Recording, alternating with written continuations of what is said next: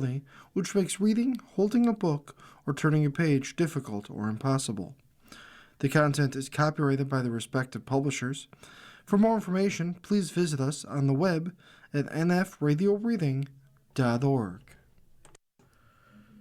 Hello, this is Julian Wong, and for the next hour, I'll be reading from the Saturday/Sunday, May 30th to 31st, 2026 issues of the Wall Street Journal Weekend Edition on the Niagara Frontier Radio Reading Service.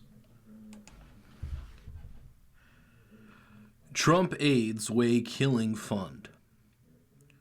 More Republicans push back against the idea of a payout for president's allies. President Trump's top aides have discussed whether he should kill the administration's nearly $1.8 billion anti-weaponization fund in exchange for getting immigration enforcement funding passed next month, according to people familiar with the matter. More than a dozen Republican senators have privately urged top Trump aides to drop the fund since its creation last week, people familiar with the outreach said, including Senator Lindsey Graham of South Carolina, who is usually supportive of the president's efforts. Administration officials have grown increasingly concerned about the viability of the fund, people familiar with the matter said, which had been expected to provide payouts to a swath of Trump allies. Trump hasn't agreed to drop the fund, but has told allies that he understands he has political problems with Senate Republicans. The People said.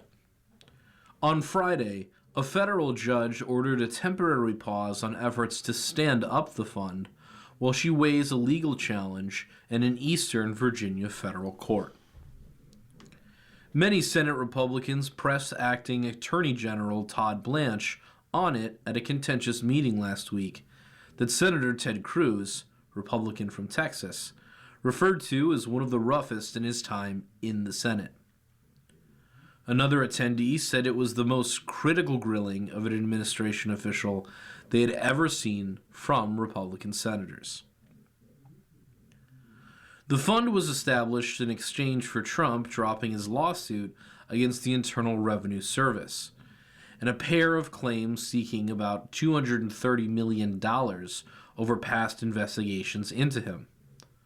The president's personal lawyers, including Boris Epshteyn, were among those involved in discussions about the fund, according to people familiar with the matter. Epshteyn has suggested potential names to others for the 5-member commission set to review claims and provide payouts, the People said. Only a few Justice Department officials were involved in the fund's creation, including Blanche's top aide, Trent McCotter, and the department's Office of Legal Counsel, people familiar with the matter said.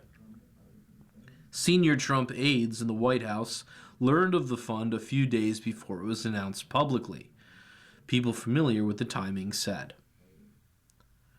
Many lawmakers are worried the fund, set up to pay people who claim political persecution,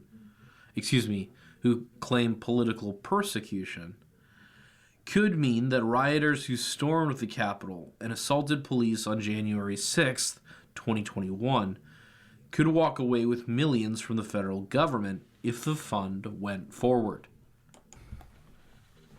Blanche has said outrage over the fund is premature, as it is in its early stages. The fund is completely legal, allowed under our laws, and has been done before, he told CNN last week. A White House spokeswoman referred a request for comment to the Justice Department.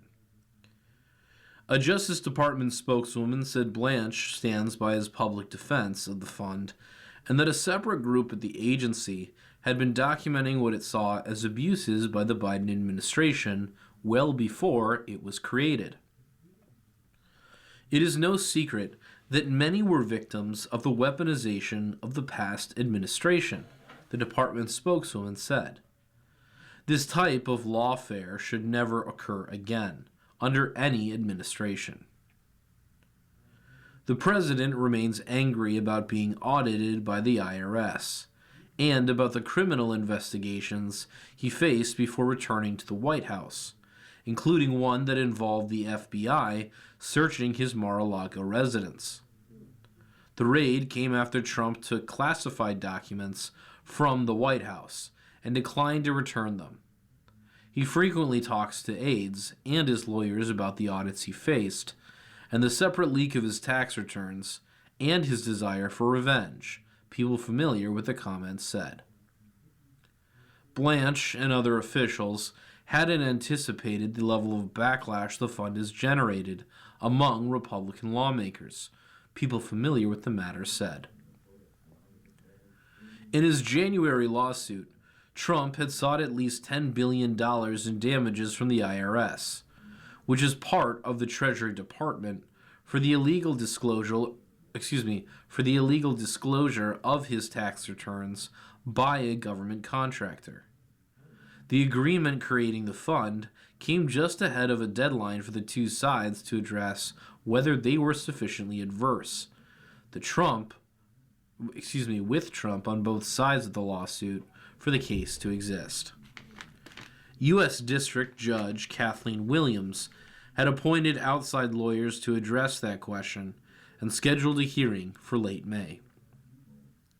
Williams, an Obama appointee to the federal district court in South Florida, closed the case after Trump's personal lawyers moved to drop it.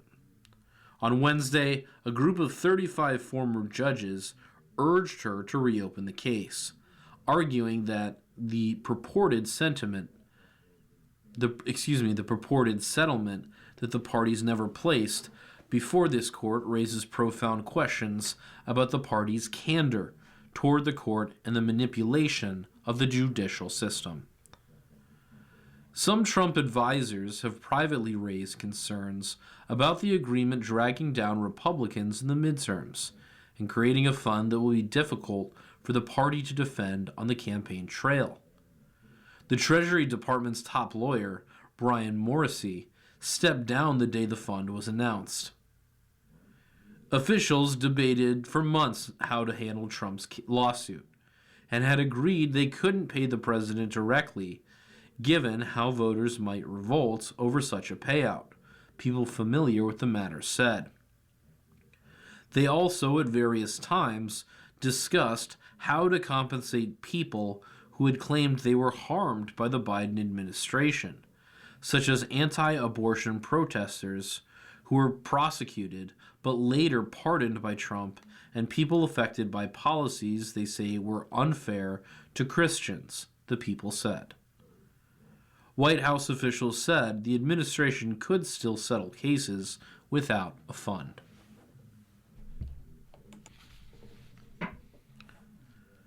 Americans strain to pay down $1.25 trillion credit card bill.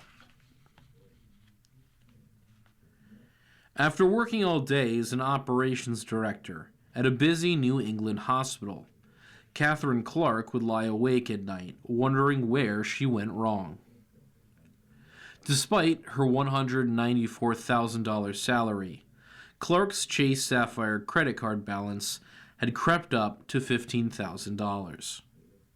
She could afford the $572 monthly minimum, but with a 26% interest rate, it barely made a dent. Like many Americans, Clark, who is 42 years old, was pushed to her financial limit by the 1-2 punch of inflation and the highest interest rates in decades. She avoided going out with friends to save money and considered taking a second job as a receptionist at her gym. She imagined something terrible befalling her and her parents discovering her mounting credit card bills. It felt very similar to a struggle with weight, Clark said. It doesn't happen overnight. It happens slowly, and then suddenly you're like, oh crap, my pants don't fit. In the first quarter of this year, the percentage of credit card balances that were at least 90 days delinquent rose to 13.12%, according to data released in May by the Federal Reserve Bank of New York. That's the highest level in 15 years, and the most since the period following the 2008 financial crisis. America's total credit card balance stood at $1.25 trillion in the first quarter, according to the New York Fed, up from $1.18 trillion in that quarter last year. That's the highest first quarter balance since the New York Fed began recording the measurement in 1999. President Trump has played down economic stress from higher prices. Asked earlier this month whether the financial situation of Americans was a motive to end the Iran war, he said, not even a little bit. Republicans in Congress, though, are facing mounting voter anxiety over the economy ahead of November midterms. Average interest rates on cards rose to 21% in February, from 14.6% in February 2022, according to a survey of credit card issuing banks by the Federal Reserve. Last year, 5.6% of credit card holders were 60 days or more behind on their payments, surpassing pre-pandemic levels, according to data compiled by Bruno Braga, an economist with the Urban Institute, a left-of-center research group. Over the past 2 years, his analysis showed the rate rose to its highest level since 2018 for residents of lower, middle, and upper income communities alike. When food, housing, and health care is all more expensive, there is less money to pay off your credit card, Braga said. So more people are faced with decisions. They don't want to lose their house or their cars. They need to pay their utility bills. They're more likely to stop paying their credit cards first. Americans straining to pay off their debt have flooded credit counseling agencies. The National Foundation for Credit Counseling, a network of nonprofits that helps provide people reduce credit card debt, said it had 24% more clients in January than a year earlier. Its average number of monthly clients was 60% higher this year than in 2018. Melissa Megison, a medical assistant from South Portland, Maine, is one of those clients. She always managed to keep her credit card balances near zero. Megison, who earns $65,000, and her then husband, who made about $70,000 working at a shipyard, used their cards only for gas, groceries, and emergency care for their 4 dogs, she said. That allowed them to pay down other expenses, $7,000 in back taxes, the remaining bills from her 2016 gastric bypass surgery, and a $1,250 monthly mortgage on their home. When they divorced in 2023, her financial stability was shattered. Alone for the first time in 30 years, she began using credit cards on items to help her cope, such as cooking equipment for a baking hobby and new jeans after she lost weight. She started putting dog food and vet appointments on the cards too. The interest rate on one reached 29%. Each time she missed the payment, the late fees made it impossible to pay even the minimum. Within 9 months, Megison's credit card balance ballooned to over $20,000.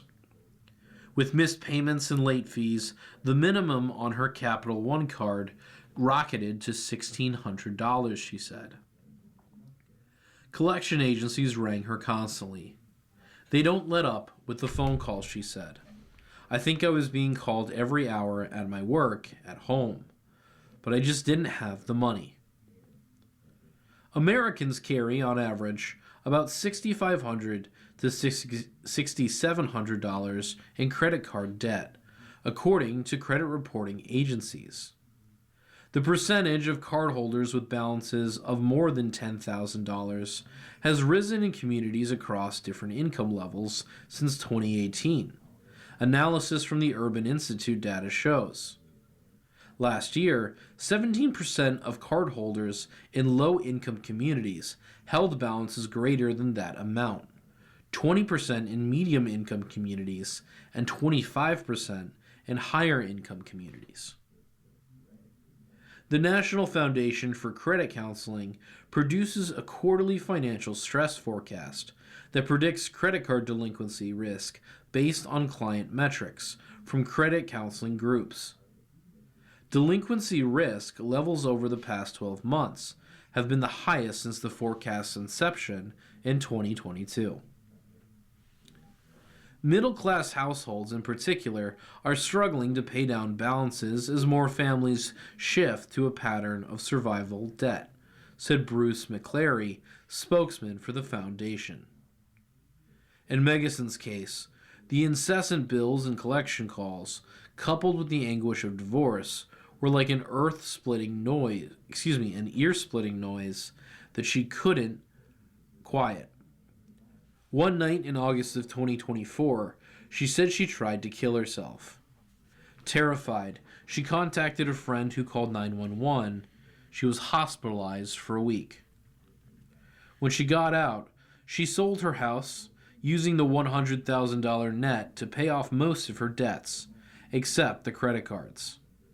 American Consumer Credit Counseling, a nonprofit that works with credit card companies to reduce interest rates and monthly payments for people in debt, helped her devise a payback plan.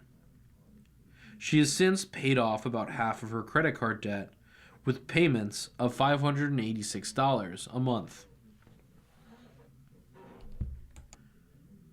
You are listening to a reading of articles and features from the Wall Street Journal Weekend Edition on the Niagara Frontier Radio Reading Service.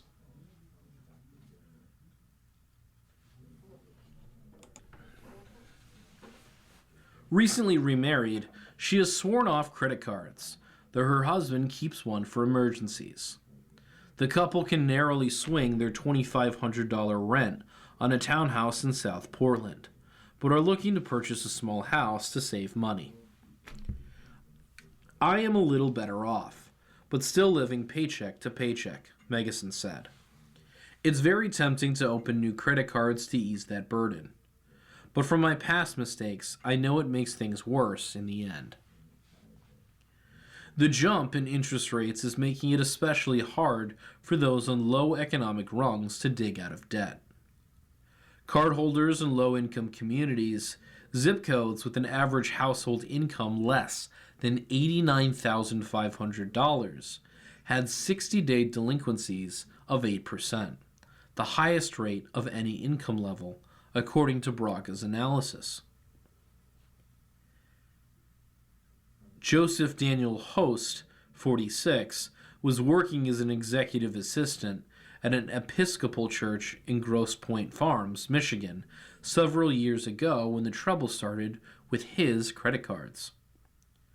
Daniel Host, who made $40,000 at the time, relied on his 3 cards as a way to plug the gap when cash got low toward the end of the church's 2-week pay period. Gas and groceries, a new set of sheets at Target, the occasional dinner out with friends. For Daniel Host, a classically trained pipe organist who plays in regional orchestras and teaches piano on the side, his expenditures hardly seemed exorbitant. Besides, he lived rent-free in church housing.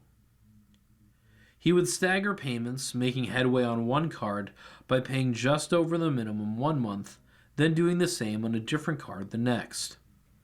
But with interest rates on the cards rising to between 24 and 26%, the balances veered in the wrong direction. It was a perilous game of juggling, he said. I could see the debt grow even though I was making payments. A large percentage of people carry persistent balances, said Scott Shue, an economist at West Virginia University who studies credit card spending. They are hit hard when interest rates spike, especially if their balances are high, he said. If you only pay that minimum balance, you may never pay off the credit card debt, said Shue, who previously worked for the Federal Reserve Board of Governors. Daniel Host and his husband, who was in nursing school, struggled to figure out how to generate more income to pay off card debt that had surged to $20,000. It strained their relationship.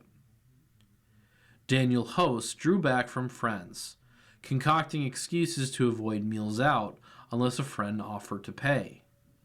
Tension over the cards contributed to Daniel Host and his husband splitting. No matter how many music gigs he took on the side, he couldn't make progress on his balances. A doctor prescribed him antidepressants and anti-anxiety medication, he said. He contemplated suicide. On a whim, he took a job at a local nonprofit that helps low-income people get the proper documentation to apply for federal food and housing assistance. His salary went up by $20,000, then another $30,000 when he was named the group's executive director. He got involved in a new relationship. Still, he secretly carried his debt around like an invisible weight. Sitting on the couch at his new partner's home one night, he unburdened himself. His partner confided that he, too, had about $12,000 of credit card debt and had recently started working with Consolidated Credit, a nonprofit that provides debt management programs to help people pay down their balances. Daniel Host agreed to get in touch. The nonprofit negotiated his card's interest rates down to 6%. And over the past 2 years, Daniel Host has paid off what he owed. The couple, now married, bought a home. They have a $1,900 mortgage and still keep 2 cards, one for emergencies and one for discretionary expenses, which they try to limit. Catherine Clark also has paid off her debt, at first with the help of a debt counseling program she entered last year, and then with a bonus from work in December. The experience has left her shaken. She has scaled back her gym membership, bought a coffee machine to cut out her daily Starbucks trips, and does everything possible to pay her balance as soon as her paycheck hits her bank account. Like a lot of Americans, she said, I'm 1 or 2 big emergencies away from being like, oh God, I'm going to go back into debt.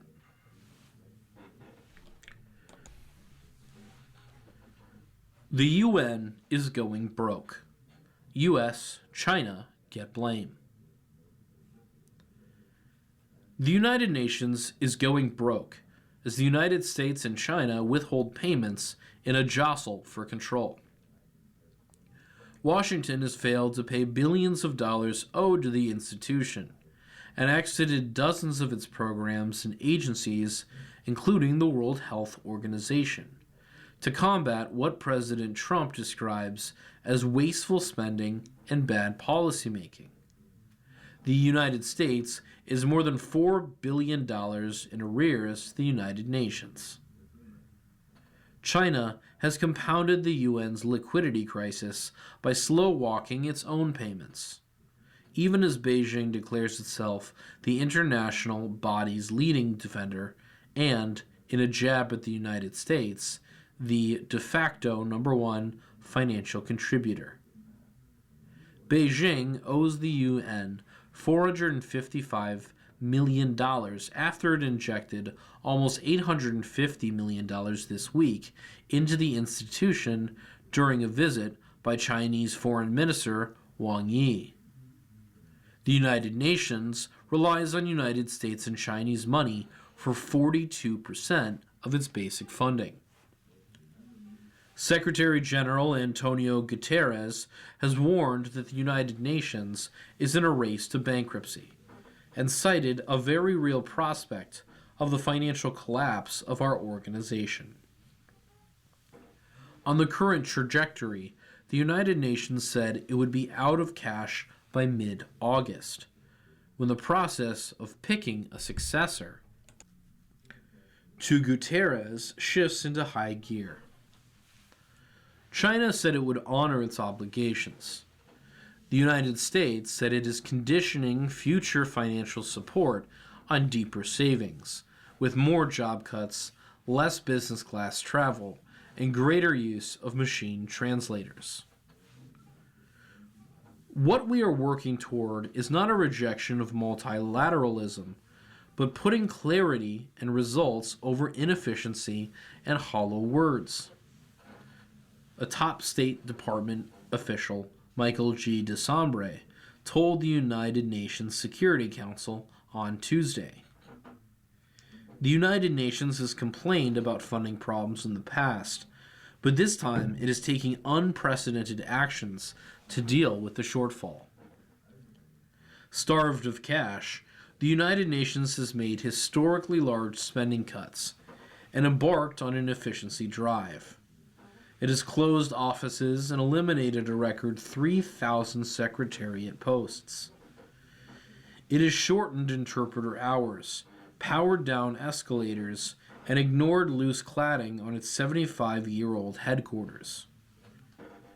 The United Nations has accelerated troop drawdowns in African hotspots such as the Democratic Republic of the Congo and slashed peacekeeping expenditures. It has also delayed reimbursements to Nepal, Bangladesh, and other poor nations that supply troops for Blue Helmet operations. How insolvency would play out for the world's leading international forum is unclear. But staff around the world would go unpaid, halting food and security programs. The United Nations can't borrow money, and its leadership has limited power to restructure operations or fire employees, whose salaries account for 70% of expenses. The United Nations 193 member states determine staffing and mandates, and they have been more inclined to add initiatives than cut the body's roughly 40,000 programs. When the United Nations comptroller tried to save 700,000 by closing one of the headquarters' secure entrances, diplomats revolted at the inconvenience of a crisis largely manufactured in Washington. The gate reopened 2 days later. The United Nations sprawl includes the New York-based Secretariat and 15 specialized agencies such as the World Health Organization and the International Civil Aviation Organization, which respectively coordinate responses to diseases like Ebola and ensure aircraft fly safely. It also manages more than 50,000 peacekeepers in conflict zones. The funding deficit hits the United Nations as it is saddled with ever more governance challenges, from artificial intelligence and biosecurity to ocean mining and outer space. The United States and China are both permanent members of the United Nations Security Council, where most nations get rotating seats but no veto. United Nations finances are Byzantine. The organization runs different budgets for its regular operations and its more costly peacekeeping endeavors. The specialized agencies handle their own money and bureaucracies. Assessments are based on the size of member economies, with United States contributions capped at 22% of the regular budget. China's economic growth in the past decade has pushed it to second place.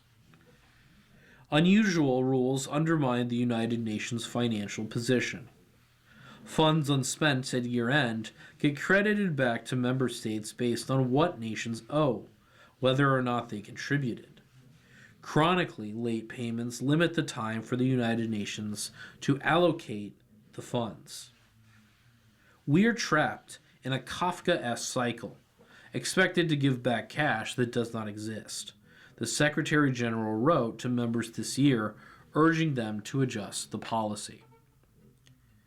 In line with its large cutbacks in foreign assistance, including the closing of the United States Agency for International Development, the Trump administration has overhauled how it will provide voluntary assistance at the United Nations. At the United Nations, the Trump administration has begun to channel aid money through a single department established to manage emergencies, the Office for the Coordination of Humanitarian Affairs, earmarking $3.8 billion so far. The United States remains the largest underwriter and humanitarian funding, but its allocation is down from more than $10 billion or more annually in recent years. You are listening to a reading of articles and features from the Wall Street Journal Weekend Edition on the Niagara Frontier Radio Reading Service.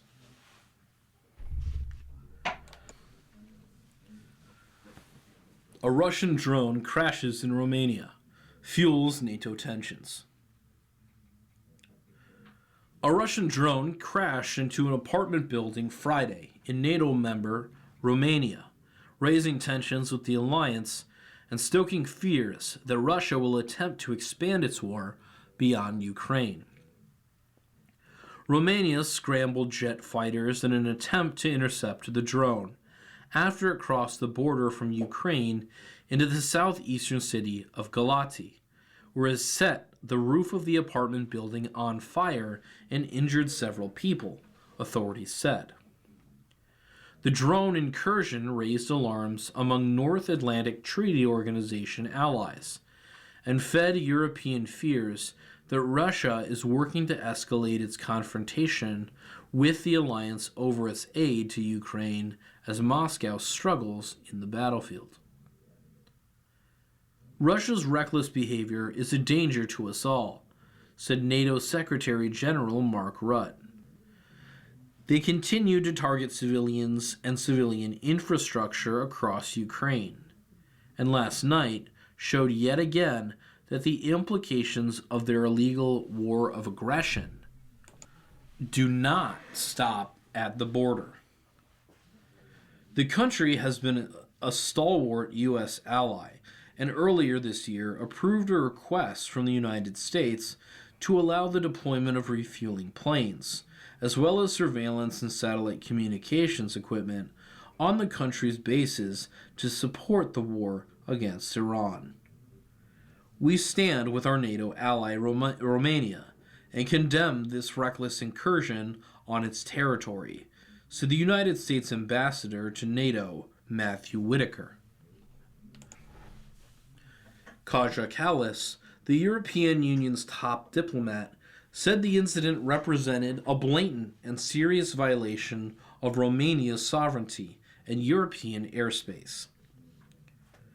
President Vladimir Putin of Russia questioned whether the drone was Russian and called on Romania to hand over the wreckage so that Russia could conduct its own investigation.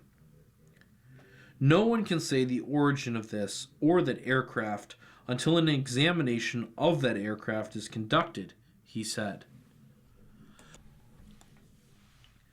Last week, suspected Russian drones approached Lithuania from Belarus, triggering air raid alarms and sending the government into a bunker.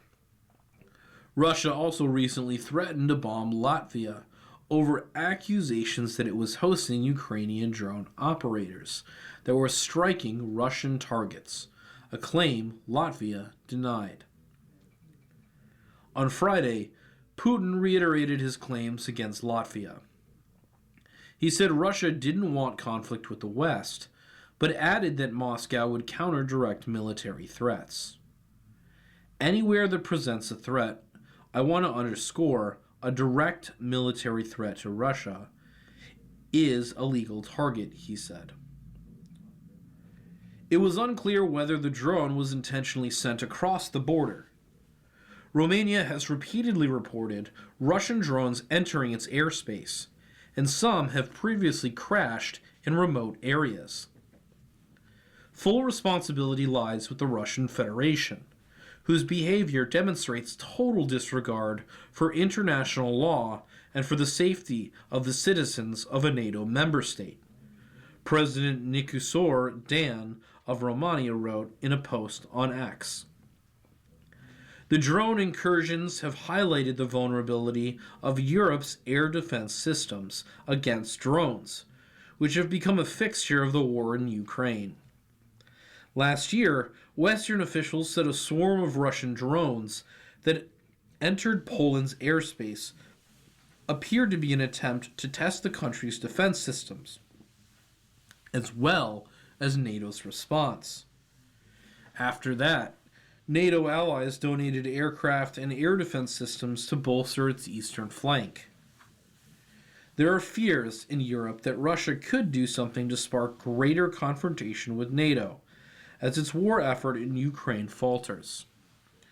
Russia is struggling to recruit soldiers to replace the tens of thousands of troops it loses each month on the battlefield, while its economy continues to show the strain of more than 4 years of war despite. Russia could use tensions with NATO to get allies to hold back military supplies from Ukraine and provide a basis for a renewed military mobilization at home, Russian and European analysts said. Russia's efforts to destabilize the West and undermine NATO are linked to its growing hardships on the front line, said John Foreman, a former United Kingdom's defense attaché to Moscow and Kiev. It can't compete on a level playing field, said Foreman, who added that Russia seeks to undermine European democracy and sow discord. The tools change, but the intent remains the same. Romania hosts around 1,000 U.S. soldiers, primarily on 2 bases, including the Deveselu military base that maintains the United States Navy's Aegis Ashore missile defense system, part of NATO's ballistic missile defense network. Romanian Brigadier General George Maxim said the military can't shoot over Ukrainian territory, and had only had 4 minutes between the moment when the drone crossed into the country's airspace and when it crashed into the apartment's block. Dan, the Romanian president, said that the country had informed all of its NATO allies and EU partners. He said Romania had requested additional anti-drone capabilities from its allies and had alerted the United Nations Security Council. Following an emergency defense council meeting, he said Romania would close a Russian consulate in Constanta and expel its consul general. Russia's foreign ministry spokeswoman Maria Zakharova said Moscow would respond in turn. Foreign Minister Andriy Sybiha of Ukraine said that incursion into Romanian airspace proved the threat that Russia poses to the Black Sea region and Europe as a whole, and echoed entreaties to allies to boost aid to Ukraine, in particular air defense. Ukraine is facing a shortage of air defense munitions, while much of the United States supplies have recently gone to allies in the Middle East. The United States said last year that it would rotate the 2nd Infantry Brigade combat team of the 101st Airborne Division out of Romania, in one of the Trump administration's first steps to reduce its military footprint in Europe. The Pentagon said at the time that the move didn't represent a lessening of its commitment to NATO. The House asks Bondi about Epstein. Democrats say ex-Attorney General wouldn't answer queries about Trump. Democratic lawmakers said former Attorney General Pam Bondi refused to answer questions about President Trump during a closed-door interview with the House Oversight Committee over the Justice Department's handling of materials from the Jeffrey Epstein investigation. She said she would not speak or respond to any questions that had anything to do with President Trump. Representative Robert Garcia of California, the committee's ranking Democrat, said Friday. Democratic committee members said Bondi at first refused to answer questions about private conversations with Trump, and then wouldn't respond to any involving the president. Bondi's appearance marks the 13th interview in the House Oversight Committee's investigation of Epstein, the convicted sex offender. During her year-long tenure, Bondi, who stepped down in April, faced criticism over the department's handling of disclosures related to its investigation into Epstein.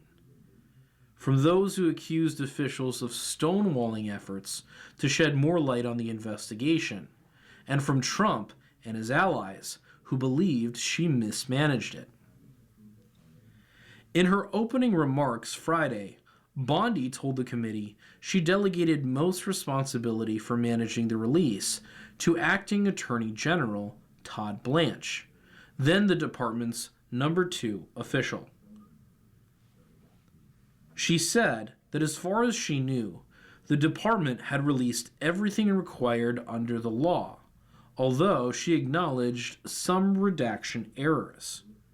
Democratic lawmakers said she referred further questions on the issues to Blanche or FBI Director Kash Patel. Bondi said later Friday on social media that she had praised Blanche over his management of this Herculean task. The Justice Department has released millions of documents related to its Epstein investigation, as required under the Epstein Files Transparency Act. That law, passed by Congress last year over the objections of Trump, is meant to bring more transparency to the investigation into Epstein, who socialized with Trump years before he was president, among other powerful figures in politics, business, and academia. The department has come under fire for its handling of the process, including failing to initially redact the names of dozens of victims and not initially releasing some FBI documents that referenced allegations against Trump. Officials have said they complied with the law and addressed any errors when notified, and that redaction errors were limited. I want every document, James Comer, the House Oversight Committee's Republican chairman, said before Bondi's interview. Democratic lawmakers on the committee walked out of a closed-door briefing with Bondi in March, saying they didn't trust her to answer their questions unless she was under oath. On Friday, Democratic lawmakers said the only Republican congressman in the room was Comer, as Congress is on recess. Several Republicans had joined Democrats on the committee in March in voting to subpoena Bondi, saying they still had questions only she could answer. Bondi appeared voluntarily for Friday's interview. One of the GOP committee members who has been most supportive of the Epstein investigation, Representative Nancy Mace, was absent on Friday, with a spokesman saying it was because of the June 9th South Carolina gubernatorial primary, in which she is a candidate. A transcript of Friday's interview, which wasn't conducted under oath, is expected to be released after review by the Justice Department's Harmeet Dillon, Assistant Attorney General for Civil Rights at the Justice Department, also appeared alongside Bondi representing the department. Democratic lawmakers said Dillon stepped in to stop Bondi from answering some questions on Friday, at some points covering her microphone and directing her not to respond. Just as President Trump has said, he's been totally exonerated on anything related to Epstein, Abigail Jackson, White House spokeswoman, said Friday. The Justice Department didn't respond to a request for comment. Representative Yasmin Ansari, Democrat from Arizona, called the session on Friday morning a ridiculous charade. She is supposed to be here under oath today on video answering questions about her role and the direct hand she had in this cover-up, Ansari said. Instead, she is deflecting, She is refusing to answer questions, and she continues to refuse to answer specific questions about the President of the United States. Trump said he cut off ties with Epstein long before Epstein was first arrested in 2006. Epstein pleaded guilty in Florida state court to soliciting a minor for prostitution in 2008. Federal prosecutors in 2019 charged Epstein with sex trafficking underage girls in Florida and New York. He died in jail while awaiting trial, and his death was ruled a suicide. Garcia said before Friday's hearing that he and other Democrats continue to be incredibly disappointed to not have this interview videotaped and then released to the American public. Videos of other Epstein-related interviews with the committee have been publicly released. You are listening to a reading of articles and features from the Wall Street Journal Weekend Edition on the Niagara Frontier Radio Reading Service.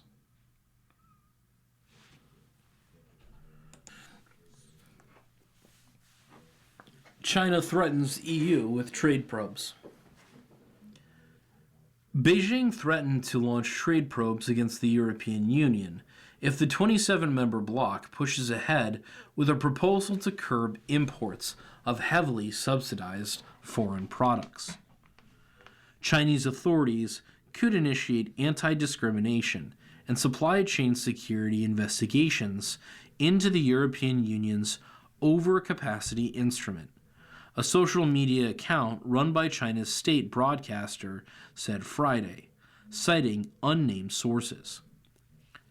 If the EU advances the tool, China will take immediate action and deploy countermeasures, it added.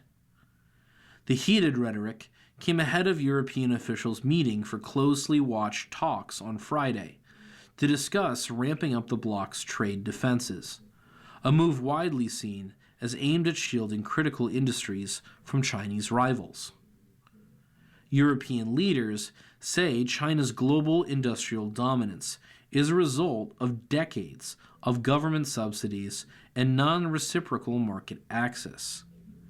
In a joint paper seen by Dow Jones Newswires foreshadowing the talks, 5 European Union member states, including France, Spain, and the Netherlands, called for the bloc's executive arm to launch more probes into potentially unfair trading practices, be proactive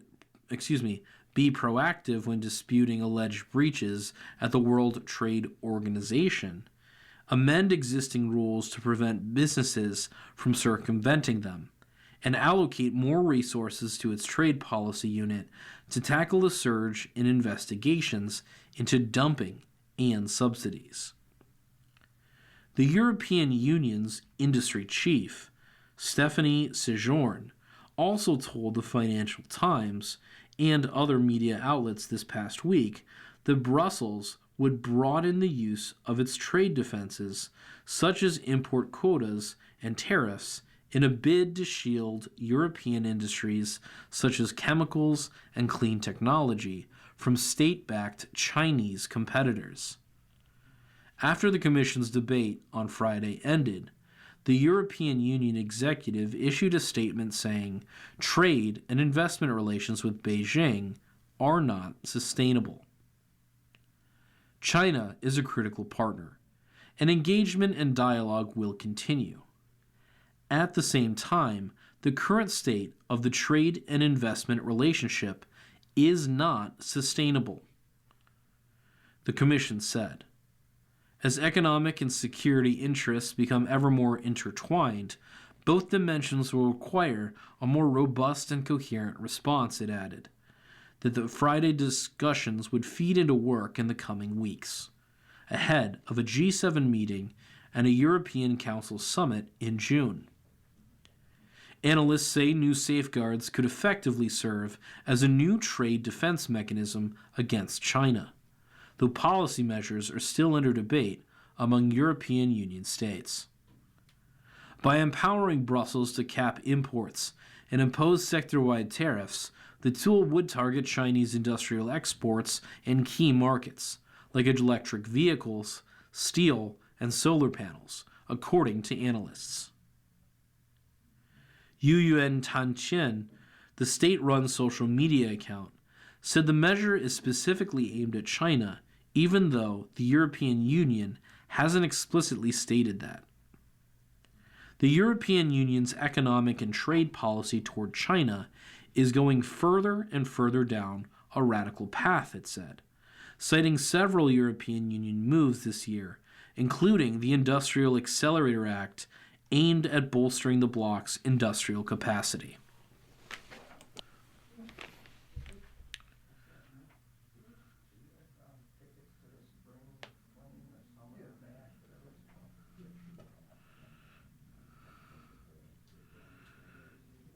Canada's economy shrinks for second straight quarter. Ottawa. Canada's economy unexpectedly contracted for a second consecutive quarter, as activity stalled at the start of the year, raising the likelihood the country dipped into a recession. Gross domestic product, a broad measure of goods and services produced across Canada, edged down 0.1% in seasonally adjusted annualized terms in the January to March period, Statistics Canada said Friday. The economy also contracted a larger than previously estimated 1% in the final quarter of last year. Back-to-back quarterly declines typically define a technical recession. The CD Howe think tank's Business Cycle Council is the closest Canada has to an official arbiter on declaring a recession, though economists suggest the pullback could prove fleeting because of government stimulus and a tailwind for energy exports from high oil prices. The country's economy has struggled to gain momentum since the Trump administration began imposing tariffs as the resulting uncertainty hit manufacturers in Canada hard. The economy has contracted in 3 of the last 5 quarters. The last time Canada's economy compressed in consecutive quarters, outside of the first year of the COVID-19 pandemic, was early in 2015, when oil prices slumped. The weakness in the first quarter reflected a jump in volatile gold imports, ongoing weakness in business investment, and a pullback in government spending on weapons systems after big outlays at the end of 2025. Balancing that, household spending remained positive, and business inventories were built back up after big withdrawals in the prior quarter. Meanwhile, Canada's population fell for a second quarter running, softening overall demand but spelling growth for the economy in per capita terms. While the decline in GDP in the latest quarter was muted, it jars against expectations the economy recovered. Economists and the central bank anticipated annualized growth of about 1.5%. The Bank of Canada had projected growth would average about 1.2% in 2026, accelerating to 1.6% the following year with a gradual rise in exports and business investment and as slack in the economy is taken up. While there will be plenty of debate over whether this constitutes a recession, we would say no, not really. There is little debate that the economy has struggled to make any headway over the past year amid the continuing trade conflict, said Douglas Porter, chief economist at Bank of Montreal Capital Markets. Porter said that even if it is a recession only in name, the latest data should dampen any speculation the Bank of Canada will lift interest rates this year after remaining on hold at its last 4 policy meetings. Final domestic demand, a gauge of spending by all sectors of the economy and a measure of the health of the economy, fell 0.1% from the prior quarter after expanding 0.7% in the fourth quarter of 2025. Consumer consumption remained resilient, with household spending up 0.4% from the quarter before thanks to increased outlays on food and financial services. Consumption was tempered by fewer Canadians traveling abroad and a decline in purchases of new vehicles.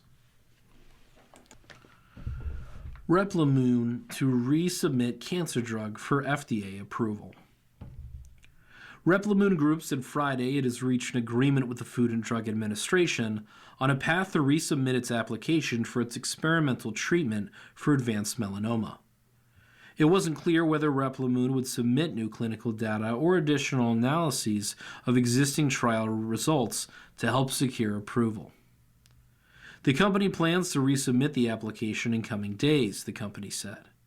Replimune shares closed up about 86% in Friday trading. The move marks a reversal for a drug that became one of the most contentious rejections for the agency under the leadership of former FDA Commissioner Marty Makary, and illustrates how quickly priorities are shifting in the agency in the wake of the commissioner's departure earlier this month. The FDA twice rejected Replimune's application for approval, first in July of 2025 and in April, saying the data from a single-arm trial in which all patients received the experimental drug with no comparison group fell short of proving to the agency that the treatment worked. The agency also said the mix of patients enrolled made the results hard to interpret.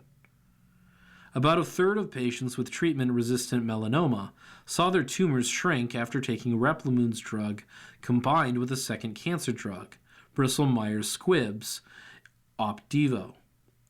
Replimune had accused the FDA of being inconsistent in prior rejections of its drugs, with different teams reviewing its drug each time.